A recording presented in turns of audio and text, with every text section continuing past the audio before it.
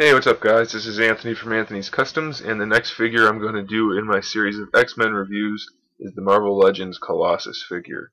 Some people have some pretty strong complaints about this guy, but it's one of my all-time favorite action figures of any line. I think it's a great figure, and I'll explain why. Stands almost 8 inches. I know it doesn't look like it in the camera, but that's just the way the angle is. It's 7 3/4 inches tall, so he's really good size. I think the sculpt is just absolutely phenomenal on this guy.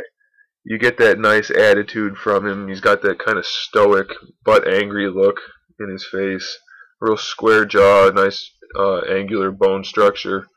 The sculpt on the torso really gives him that nice bodybuilder type look. He's not overly muscular like a steroid guy, but he's pretty darn big. And the sculpt in all the metal, whatever you call that, there's lots of texture throughout, whatever you want to call that design, I don't know. And then of course he's got his suit, which is nicely done as well. So in my opinion, the sculpt is perfect. I really can't complain about the sculpt at all. I think it's absolutely great. Nice looking figure.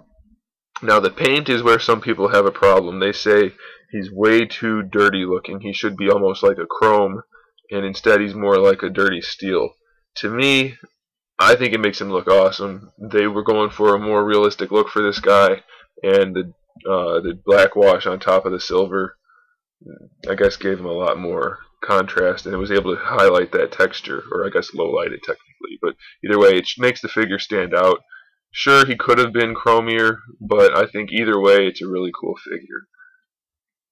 Absolutely great. He's got nice shading in the yellows there, nice orange shading, even on his knee pad and his belt.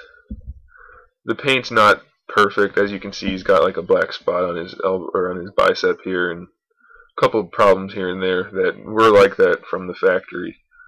But it's still great, in my opinion. You can't beat it.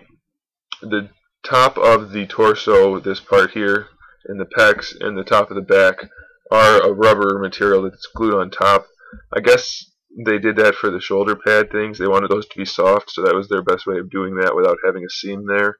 I'm not sure, but it's almost not even noticeable. It's more noticeable in the back than the front, but they used the musculature to hide the additional piece pretty well, and it works. Let's talk about articulation. Now, some people have mentioned that Colossus is really loose, especially in the ab crunch, but this one that I have isn't too bad at all. I've had some in the past that were pretty loose, but like I said, this one isn't one of them, so I'm pretty pleased. He's got a double jointed neck. The neck itself moves. It's on a swivel in there. This part here, I don't know if I can really show you that. Let's see. It's really stiff in there, but there you go. That part moves, and then the head moves on top of that on a ball joint, so you can get some nice movement out of the head. The ab crunch is obviously there. It's pretty well hidden. I mean, obviously you can see it underneath the pecs, but on the sides it's nicely hidden by the seam of the outfit there. So I like that. He's got a waist twist. He's got the regular ball jointed shoulder, but he also has this kind of extra joint. I don't think that's necessary, especially since he's got the shoulder pads up there. You can basically get the same articulation with or without it. It actually just kind of makes it more difficult to pose him. But I don't think you really gain anything from that. But it is there. He's got the bicep swivel built in, obviously. Single jointed elbow, 90 degree though, so that's pretty good. And it's not one of the ugly single jointed elbows. It's pretty seamless, so I like that. He's got a wrist rotation here at the wristband. He's got a thumb joint, which allows his thumb to go up and down, so you can make a fist or open hand or whatever you want. And then a finger hinge with all 4 fingers on there. So very nice. The sculpting is good on there, and the articulation is good. Ball jointed hips, the good kind. They just go forward and back without twisting anything, side to side, no problem. Nice and stiff. He stands pretty well. Thigh rotation right there. Double jointed knee. Again, just like the Thor figure, I wish the knee pad, it was all one color in there, so when you bend the knee, it doesn't look like it's missing a piece. But if you are worried about that enough, you can just bend it at the top joint, and the knee pad stays with the boot pretty well. It does have that extra chunk in there too, like I mentioned on the Sabretooth review, that doesn't need to be there, but it's not too bad, and it makes the figure sturdier, so I'm okay with it. He's got the shin joint that I don't think is necessary because it's not a realistic joint, but it is there. He's got a regular ankle pivot. No ankle rocker on this guy, unfortunately. But I haven't noticed it to be too much of a problem. And he also has the toe joint as well. So good deal of articulation. Nice sculpt. In my opinion, good paint. It's not perfect, but it makes the figure really mean looking. If he was too shiny, I think it would make him look a little bit less intimidating. So I'm perfectly fine with the paint app they went with. Just look at it again real quick. He still looks pretty shiny too, especially with the black wash. I think it makes the silver parts stand out even a little bit more, even though it's not that shiny.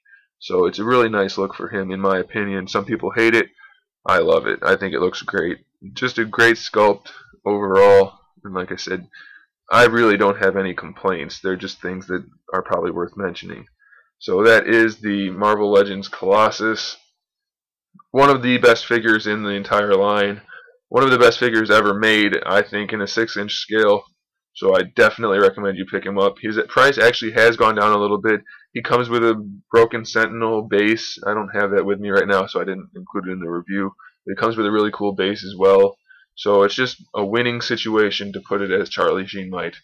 You really can't go wrong with this figure, so go pick it up. Thanks for watching. Keep an eye out for more reviews and more custom figures. And in the meantime, keep collecting.